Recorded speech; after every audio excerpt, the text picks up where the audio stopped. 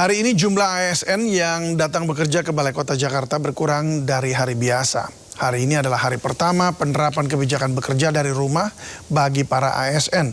Pemprov Jakarta melakukan pengawasan ketat kepada pegawai ASN yang menyalahgunakan kebijakan WFH ini untuk berlibur. Salah satunya dengan melakukan absensi secara mobile dan melarang penggunaan kendaraan pribadi bagi ASN yang sedang dalam jadwal bekerja dari rumah.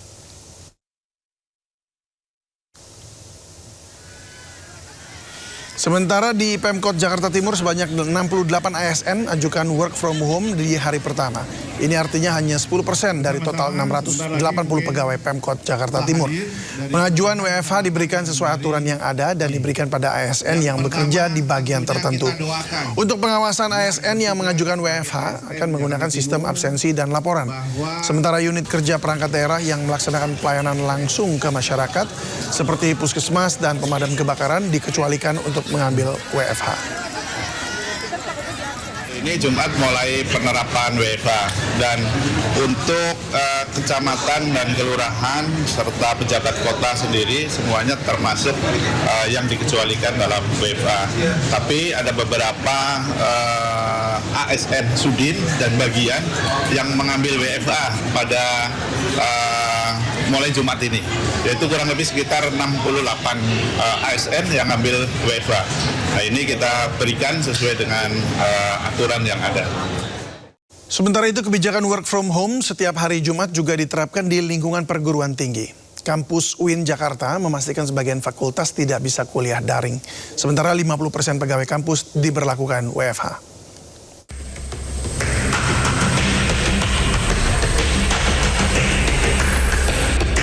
Perdana work from home setiap Jumat, Kampus UIN Jakarta menerapkan pembelajaran daring untuk sebagian fakultas.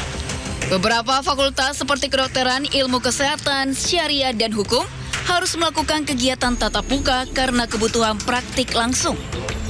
Sementara kebijakan WFH bagi pegawai kampus tetap diberlakukan dengan skema 50% WFH dan 50% bekerja dari kantor.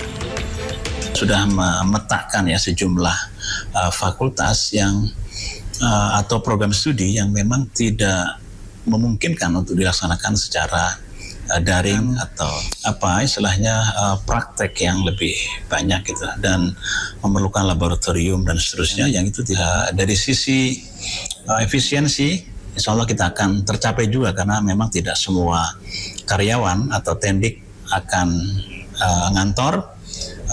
Karena sebagian juga tetap offline.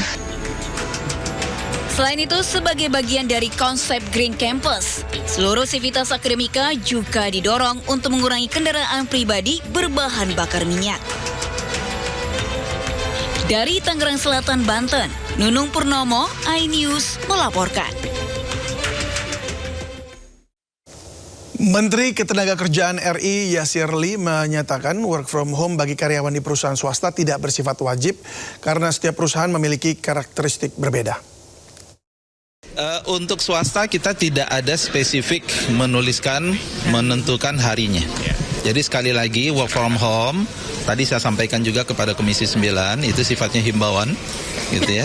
Kemudian yang kedua semangat kita ya surat edaran itu dibuat sebagai mendorong perilaku yang lebih adaptif ya terhadap bagaimana penyikapan kita terkait dengan optimasi energi khususnya BBM. Jadi kami sangat sadar bahwa perusahaan itu memiliki karakteristik yang khas. Jadi tidak bisa kita generalisasi. Kita juga sudah menentukan sektor-sektor yang dapat diberikan pengecualian yang menyangkut langsung layanan rakyat dan seterusnya. Dan dalam surat edaran itu kita juga spesifik mengatakan bahwa kita tidak ingin edaran ini kemudian berdampak kepada pertumbuhan ekonomi. Tak sadar jadi korban penipuan, seorang perempuan dengan semangat datang ke kantor Sekda Pemkap Gresik untuk bekerja pertama kalinya sebagai aparatur sipil negara. Korban membawa SK pengangkatan ASN yang setelah diperiksa ternyata palsu.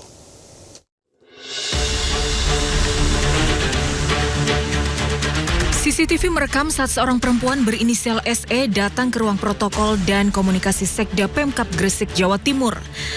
Tanpa ragu ia berkeliling memperkenalkan diri kepada para ASN lain di ruangan sambil menunjukkan surat keputusan pengangkatan dirinya sebagai ASN. Namun semangatnya untuk bekerja hari itu seketika sirna saat pihak Sekda Pemkab Gresik menemukan sejumlah kejanggalan pada SK yang dibawanya. SK hanya bentuk fotokopi legalisir dan tanda tangan pejabat diduga dipalsukan. Temuan ini langsung ditindaklanjuti lantaran perempuan ini diyakini merupakan korban penipuan SK ASN palsu. Dia menyodorkan map yang berisi SK dan surat perintah melaksanakan tugas.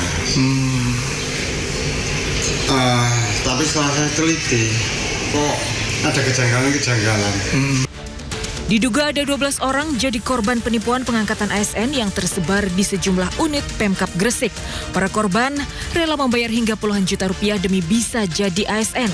Kasus ini kini masih dalam penyelidikan kepolisian. Dari Gresik, Jawa Timur, Agus Ismanto, iNews melaporkan. Sedang membayar pajak sepeda motor, IRT di Palembang justru kehilangan sepeda motornya. Sepeda motor hilang di halaman parkir Samsat Palembang. Hilang motor. Hilang motor di sini tidak masuk akal, hebat Palembang nih, oi. Inilah rekaman warga terkait kehebohan hilangnya sepeda motor di halaman parkir Samsat viral di media sosial. Korbannya seorang ibu rumah tangga yang sedang membayar pajak kendaraan, mengaku membayar sepeda motor yang berlunas 1 tahun.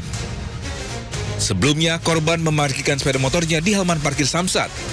Selang 2 jam saat hendak pulang, sepeda motor tersebut sudah hilang.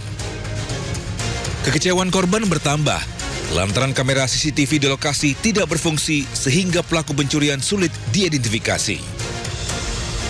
Juang tuh lunas, sakit hati, baru setahun lunas. Itu bayar pajak motor itulah ke sana? Bayar pajak motor itulah, Pak.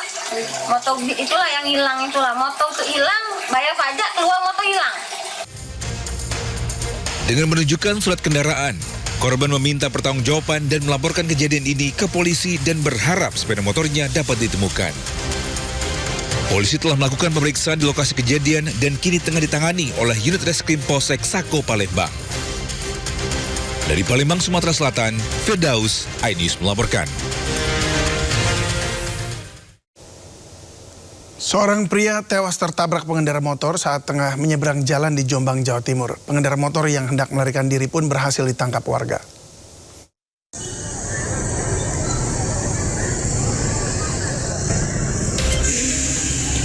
Umar, 58 tahun, warga desa Mancar, Jombang, Jawa Timur, tewas usai tertabrak motor.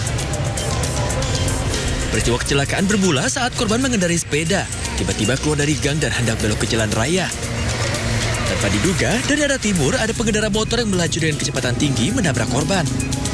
Meski korban sempat dilarikan ke rumah sakit, namun nyawanya tak tertolong akibat luka parah yang dideritanya.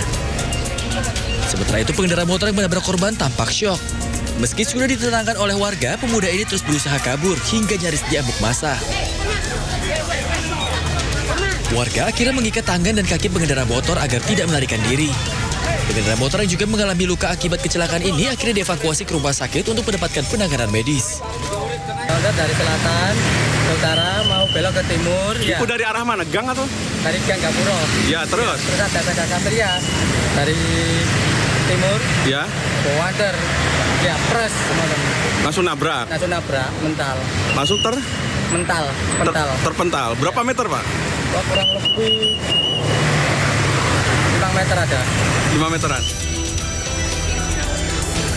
Kasus kecelakaan ini kini ditangani petugas dari unit Gakum Satlantas Polres Jombang. Dari Jombang, Jawa Timur, Mukhtar Bagus, iNews melaporkan.